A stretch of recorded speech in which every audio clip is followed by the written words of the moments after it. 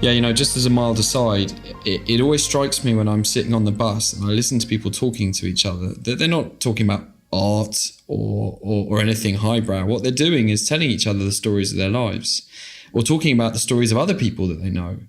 And it never ceases to amaze me that in this technological world, much of our communication is about the people and the relationships we have. And we are all, from that point of view, expert storytellers because we're constantly telling each other stories. There's something innate in us which absolutely is in tune with the history of storytelling that you're going to talk about now, Sam. So maybe that brings us back. Let's go way back in time and talk about how storytelling has evolved over the past couple of thousand years, if that's not too big an order in a 45-minute, 60-minute podcast.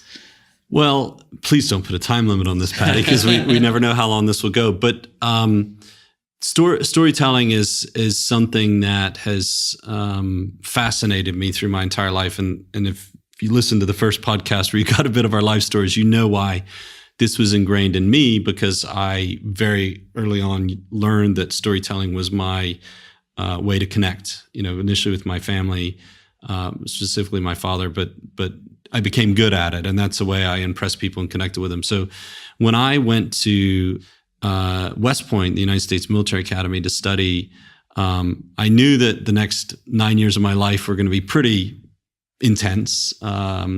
First as a cadet studying, and as a cadet at the military academy, you're working really, really hard, waking up early, doing military duties, and then you go to class. And then after that as an Army officer. And I remember when I made the decision on what to study, I just was sitting back thinking, well, I'm going to get paid for the next 9 years. I pretty much know what that's going to be. I might as well enjoy some part of this. And so I'm going to study history, even though I had better marks in physics and math. And I started what was just a magical journey deep into European history. One of the reasons people ask me, so why do you live in Poland of all places, when I could live in America, or I'm from there and also half British? And to me, the answer is very simple. I studied German history, focused in European history, but mainly on German history in undergraduate at West Point. And then in graduate school, I studied Russian history, and I taught Russian history to the cadets at West Point. And Poland's in between. So I get to see the aftermath, the result of the clash of these two great cultures that sit here in the heart of Europe. But more broadly, Europe's like Disneyland for a historian. I mean, I can go walk down the street and find a bit of history here in Poland. I can hop on a flight or take a train somewhere and very quickly find some completely different culture and history and story. And to me, it's like a never-ending journey. But it all started, my love of history really started actually with a guest that we're going to have on the podcast. My favorite class at West Point, from all the military history classes and all the cool things I learned, was actually a story about ancient Greece. And the professor was a major, Chris Kalenda at the time, and he'll come on this podcast, and he's since a retired colonel.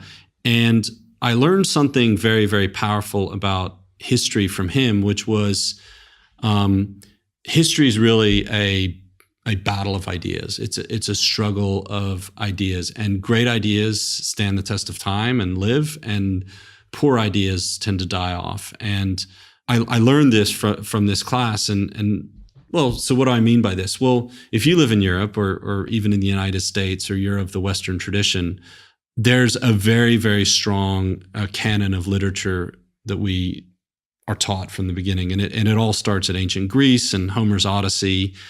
And then from there, you get the great philosophers of Socrates, then Plato, and then Aristotle, who form this body of knowledge that's been passed down and form the let's call it the operating system of how Western society thinks, how individuals think, how society organizes itself. And the really interesting part about storytelling was, before the written word, Homer's Odyssey, no one actually knows who wrote it, because, I mean, Homer obviously wrote it down, is credited with it, but no one actually knows Homer.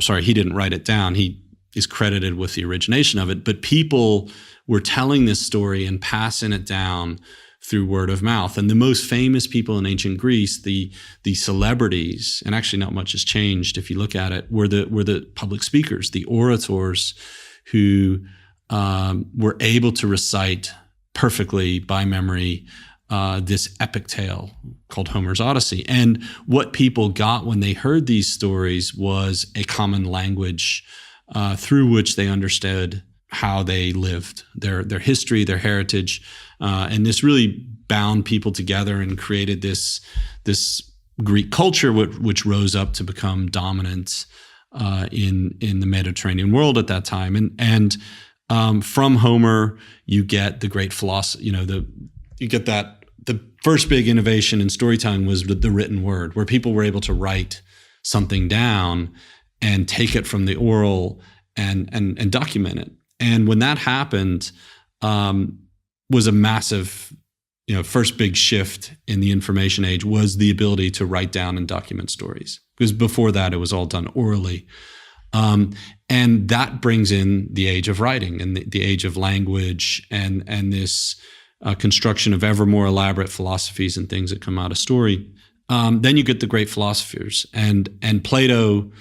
Plato's Republic, I remember Chris Kalenda had us read this for 10 out of the 40 lessons. We were just reading Plato's Republic because he said, you need to understand the ancient world through the eyes of what they believed. And Plato's Republic was this foundational text. And come to find out, as I studied all my other European history, was British, the great British leaders all referred back to Plato's Republic. American founding fathers basically constructed the American Constitution off of the ideas of Plato's Republic, and then later on Cicero's De Republica. And the philosophers of the ancient world really were successful in taking this mythology and then moving it a step beyond when the written word comes to a framework for understanding ethics, society, and they tell these great stories. And the famous story that Plato tells is the cave analogy, where you're sitting in a cave, and our perception of truth as humans is as if you're sitting in a cave with a little fire in the corner, and what you see are actually just shadows on the wall dancing, whereas truth would be outside looking at everything in its full detail and everything like that. And he said our understanding of truth is really as if you're sitting in a cave watching flickered reflections on the wall. And that's our ability to comprehend truth. And really not much has changed since then, despite all of the advances in information technology and all the advances in the world. Not much has changed in terms of our understanding of what is actually the reality.